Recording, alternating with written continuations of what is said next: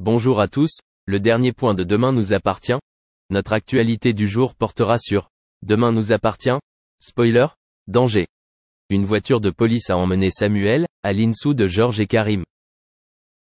Ce mercredi 24 janvier 2024, Georges était bien sûr aux côtés de Victoire lorsqu'elle a été percutée par un chauffard dans Demain nous appartient, à partir de 19h10 sur TF1.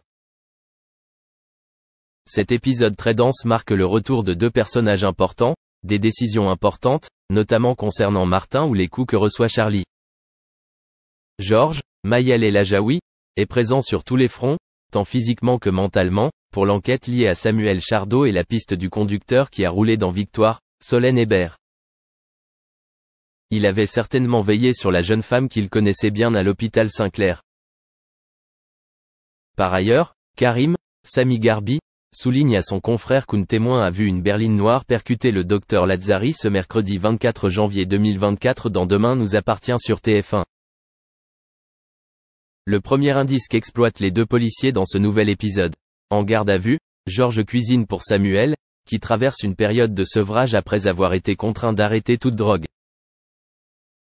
Le policier a tenté d'en savoir plus, mais a fortement accusé le docteur Chardot, qui ne s'est pas adressé à la police lorsqu'il a reçu un SMS qui menaçait clairement directement Victoire. L'homme au fort tempérament a remis les pendules à l'heure en racontant directement à Samuel son implication dans l'accident impliquant Victoire, la femme qu'il aimait tous les deux. Samuel est monté dans la voiture de police, il devait aller voir le juge, mais le conducteur était Florent le maréchal. Samuel est en danger.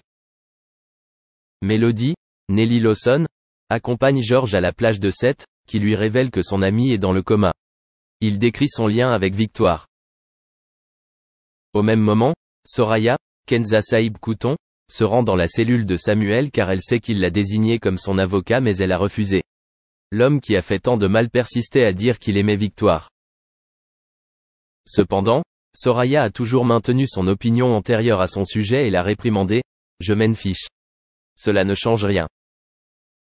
Elle est dans le coma et tout cela a causé tellement de mal entre elle et moi. » À la fin de la conversation, Soraya partit après avoir donné une bonne leçon à Samuel. Merci d'avoir regardé et à la prochaine vidéo. N'oubliez pas de vous abonner à notre chaîne. En attendant, dites-nous ce que vous en pensez dans la section commentaires ci-dessous. Au revoir. Soupçonné d'avoir lancé un œuf sur président de la République, Emmanuel Macron a été interpellé ce 27 septembre dans la ville des Lumières. Placé en garde à vue après son arrestation, l'individu serait un militant d'extrême gauche selon plusieurs sources médias. Après la gifle, l'œuf. La journée s'annonçait plutôt bonne pour Emmanuel Macron.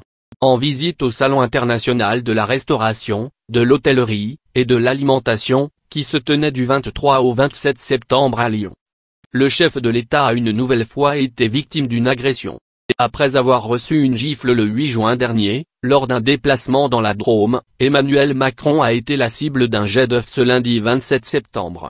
Alors que le président de la République s'adonnait à l'un de ses habituels bains de foule dans les allées du Sira, dans une ambiance bon enfant et plutôt paisible, un jeune homme, qui se situait à proximité du chef de l'État, lui a soudainement lancé un œuf dessus. Une image qui, comme celle de la gifle il y a 4 mois, n'a pas manqué de faire le tour de la toile.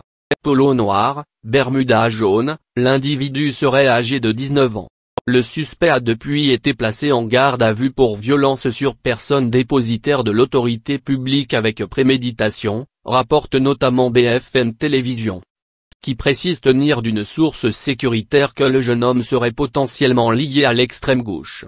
Inconnu des services judiciaires, le jeune homme serait donc âgé de 19 ans, a appris BFM Télévision auprès du procureur de Lyon. Étudiant, il serait un militant d'extrême gauche, selon Le Parisien et la chaîne d'information en continu. L'individu a été emmené à la sûreté départementale